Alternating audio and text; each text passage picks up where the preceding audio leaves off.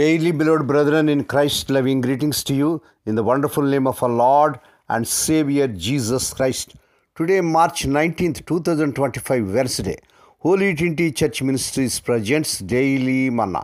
Today's subject, Abraham's obedience.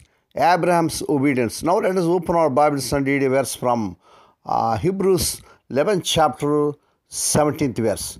By faith, Abraham, when he was tested, offered of Isaac, and he who had received the promises offered of his only begotten son. May God add his blessings through the reading of his precious word.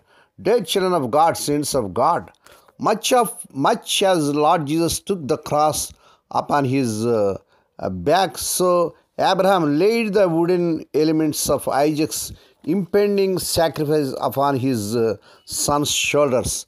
Abraham carried the fire, a lit torch that he could have carried in one hand. He also bore the knife by which he would carry out the execution. Prior to ascending the mountain, Abraham made it clear to the two servants that both he and the boy would return after they worshipped. You can read in Genesis 22nd chapter 5th verse. Though there would have been no precedent in Abraham's life, he seemed to expect Isaac would be resurrected by God and go down the mountain with him. See Hebrews 11 chapter 19th verse. Isaac saw the wood, the fire, and the knife, but where was the animal that was to be sacrificed? This test of Abraham's faith had led him to recognize that God alone is the one who provides everything needed for life, even for the sacrifices he requests. So Abraham told Isaac to focus on God, saying that God would provide the offering needed. Praise God. Our cries of faith are often an opportunity for God to display His power and to prove that He is our only provider.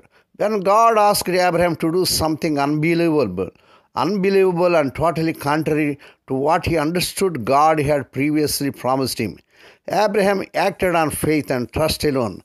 Today we know so much more than Abraham did about our faithful, loving God, yet our faith and trust in Him are often weak or non-existent. We do not do what He asks because it does not seem logical, practical, or sensible, and we miss a blessing that He wants to give us. Not only did He provide that day for Abraham, but He still provides for those who have faith and trust Him.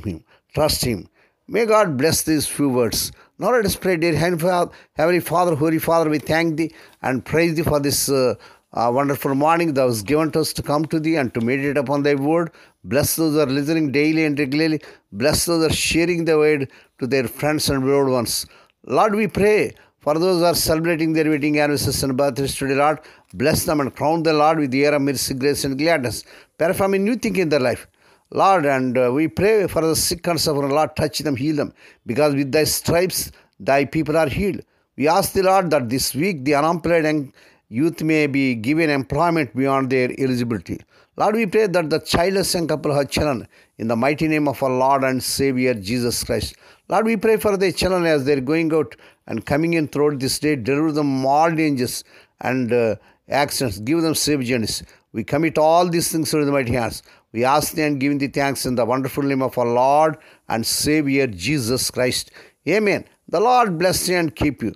The Lord make His face to shine upon you and be gracious to you. The Lord lift up His countenance upon you and give you peace. Amen.